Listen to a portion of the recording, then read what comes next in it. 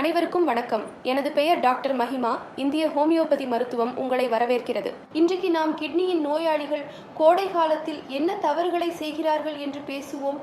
அவர்கள் கிட்னி சரியாக செயல்படாது அல்லது அவர்களின் நிலையில் தொடர்ந்து ஏற்றத்தாழ்வுகள் நிகழ்கின்றன. கோடை வரும்போது நாம் மார்க்கெட்டில் மாம்பழங்களை காண்போம் மற்றும் மாம்பழங்களை சாப்பிட விரும்புவோம். நாம் எலுமிச்சை நீர் குடிக்க விரும்புவோம். அதேபோல் புளிப்பு உள்ள எல்லா உணவுகளையும் சாப்பிட அல்லது குடிக்க விரும்புவோம். இப்போது நான் உங்களுக்கு கூற விரும்புகிறேன் என்பது யாவும் புளிப்பு உணவுகள் என்பதாகவும் நாங்கள் கிட்னி நோயாளிகளுக்கு அவற்றை தவிர்க்க சொல்லி அவர்களது உணவுகளில் முறையாக அவற்றை சேர்க்காமல் இருக்குமாறு கண்காணிக்கிறோம் என்று கூறுவேன். அவர்களுக்கு புளிப்பு உணவுகளை சாப்பிடுவதில்லை. இப்போது நாம் ஒரு நோயாளியை கடுமையாக அறிவுறுத்துவோம் என்றால் அவர்கள் புளிப்பு உணவுகளை உண்ண வேண்டாம். அதன் மூளையில் ஒரு கேள்வி எழும், புளிப்பு உணவுகளை உண்டால் என்ன நடக்கும்? ஒரு மருத்துவர் அவர்களை தடுக்கிறார் மற்றும் சிறுநீரகத்தின் அளவுகள் மாறி வருகின்றன. பேஷண்ட்டுக்கு காரணம் தெரியும் போது அவர்களுக்கு நன்றாக இருக்கும். ஏனென்றால் அவர்கள் பின்பற்ற முடியும் என்பது புளிப்பு உண்டாக்கும் உணவுகளை தவிர்க்க வேண்டும் மற்றும் அவர்களே அவற்றை தவிர்க்க முயல்வார்கள். நாம் புளிப்பு உணவுகளை ஏன் தவிர்க்கிறோம் என்பதற்கான காரணத்தை விவாதிக்கிறோம். ஒரு நோயாளியின் சிறுநீரகம் பாதிக்கப்படும் போது அது சிறுநீரக கோளாறு நோக்கி செல்கிறது. பின்னர் அந்த சிறுநீரகம் குறைவாக வேலை செய்ய தொடங்குகிறது. இப்போது சிறுநீரகம் சரியாக வேலை செய்யாது என்பதால் சிறுநீரகம் மூலம் வெளியேற்ற வேண்டிய அனைத்து நச்சுக்களும் இரத்தத்தில் திரட்டப்படுகின்றன. இப்போது எல்லா நச்சுக்களும், உதாரணமாக கிரியாட்டினின், யூரியா போன்றவை இரத்தத்தில் குவிந்து வருகின்றன என்றால் அது இரத்தத்தை அமிலத்தன்மை அதிகரிப்பதை, இந்த நிலையை மெட்டபாலிக் அசிடோசிஸ் என்று கூறுகின்றனர். இந்த மெட்டபாலிக் அசிடோசிஸ் மிகவும் ஆபத்தான நிலைமையாகும். அதனால்தான் நீங்கள் வெளியில் இருந்து விட்டமின் சி அல்லது புளிப்பு உணவுகளை உட்கொண்டால் உங்களுடைய இரத்தம் அமில இயல்பில் உள்ளது. மேலும் நீங்கள் வெளியிலிருந்து உட்கொள்வதால் அது இரட்டை அமில நிலையில் உள்ளது. எனவே உங்கள் சிறுநீரகத்திற்கு அது ஹார்ம்ஃபுல் ஆகும். ஏனெனில் அவர் ஏற்கனவே குறைவான வேலை செய்கிறார். மேலும் சிறுநீரிலிருந்து நச்சுக்கள் வெளியே செல்லவில்லை. இது முதல் காரணமாகும். இரண்டாவது காரணம், நீங்கள் சாதாரணமாக கவனிக்காதிருக்கக்கூடும் மனித சிறுநீர் இயல்பாக அமிலத்தன்மையுடையது என்பதாகும். ஏனென்றால் டாக்சின்ஸ் வெளியேறி வருகின்றன. இப்போது நீங்கள் விட்டமின் சி மற்றும் புளிப்பு உணவுகள் அடங்கிய உணவு உட்கொள்வீர்கள் என்றால் உங்கள் இரத்தத்தை மேலும் அமிலமாக்குகிறது. இயற்கை அது உங்கள் சிறுநீரகத்திற்கு ஹார்ம்ஃபுல் ஆகும். எனவே உங்கள் கட்டுப்பாடு புளிப்பு உணவுகள். புளிப்புள்ள உணவுகளில் நீங்கள் என்னென்ன தவிர்க்க வேண்டும் என்பதில் மாங்காயை தவிர்க்க வேண்டும். மாங்காயில் அஸ்கார்பிக் அமிலம், டார்டாரிக் அமிலம் மற்றும் சிட்ரிக் அமிலம் உள்ளது. முதலில் மாங்காயை அவசியம் சேர்க்கவும். அடுத்ததாக எலுமிச்சையை சேர்க்க வேண்டும். கோடை காலத்தில் எலுமிச்சை ஜூஸ் அதிகமாக குடிக்கப்படுகிறது. ஆகையால் எலுமிச்சையை நீங்கள் தவிர்க்கவும்.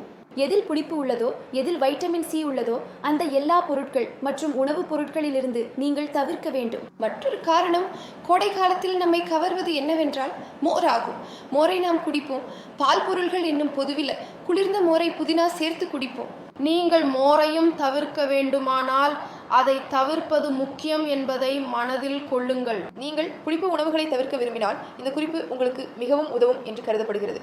நீங்கள் இவற்றை பின்பற்றினால் இப்போது நோயாளி மனதில் கேள்வி எழும், என்ன பழங்களை சாப்பிடலாம் என்று ஒரு சிறுநீரக நோயாளி கேட்கிறார். அதனால் சேதம் ஏற்படாது. பழங்களை அவை முழுவதுமாக பழுக்கும் முன் புளிப்பாக இருக்கும்போது மற்றும் பழுத்தவுடன் அவற்றின் உள்ளே இனிமை வந்துவிடும் போது உண்ணுங்கள். இப்படிப்பட்ட பழங்கள் உள்ளன. நீங்கள் பப்பாளியை சாப்பிடலாம், நீங்கள் சீக்குவை சாப்பிடலாம், நீங்கள் அன்னாசியை சாப்பிடலாம். மேலும் நீங்கள் ஒரு ஆப்பிளையும் சாப்பிடலாம். ஆப்பிள் அளவை நாம் சிறிய அளவு சீரமைக்கிறோம். நீங்கள் இந்த விஷயங்களை பின்பற்றும் போது அது உங்கள் சிறுநீரகங்களுக்கு நல்லது. இப்போது நீங்கள் என்ன ஜூஸ் குடிக்கலாம்? ஜூஸ் பற்றி நாம் நோயாளிகளிடம் பேசுகிறோம். ரூஹ் அஃப்சாவை அவர்கள் குடிக்கலாம். ரூஹ் அஃப்சா ரோஜா இதழ்களில் இருந்து தயாராகிறது. ரூஹ் அஃப்சாவை அதே போல் குடிக்கலாம். அவர்கள் சிறுநீரக நோயாளிகள். அவர்களின் கால்களில் அதிக வீக்கமில்லை. நோயாளிக்கு பால் கொடுக்கும் நொடிகள். நாம் குடல் நோயாளிகளுக்கு டபுள் டோன் பால் அனுமதிக்கிறோம். ஆனால் அது கால்களில் வீக்கம் இல்லாதவர்களுக்கு மட்டுமே. ஏனெனில் நீங்கள் எவ்வளவு தண்ணீர் உட்கொள்கிறீர்களோ அந்த அளவு உங்கள் வீக்கம் அதிகரிக்கும். இதை நினைவில் கொள்ளுங்கள். உங்கள் கால்களில் வீக்கம் இல்லை என்றால்தான் பால் அல்லது ரூ அப்சா எடுக்க வேண்டும். மூன்றாவதாக, நீங்கள் புதினாவை நீரில் வேக வைத்து அதனை ஆற வைத்து உட்கொள்ளலாம். இது உங்களுக்கு ஒரு புதுப்பிப்பு உணர்வை தரும். புதினா உங்கள் உடலுக்குள் சென்று சிறிது குளிர்ச்சியை வழங்கும். நான் உங்களுக்கு ஒரு மிக முக்கியமான குறிப்பை சொல்ல விரும்புகிறேன். நாம் எப்போது நமது நோயாளியின் சிகிச்சையை தொடங்குகிறோமோ அவர்களை தவிர்க்க சொல்லும் முதல் விஷயம் தேநீர் ஆகும். எந்த வடிவத்திலும் டீயை எங்களுக்கு வேண்டாம்.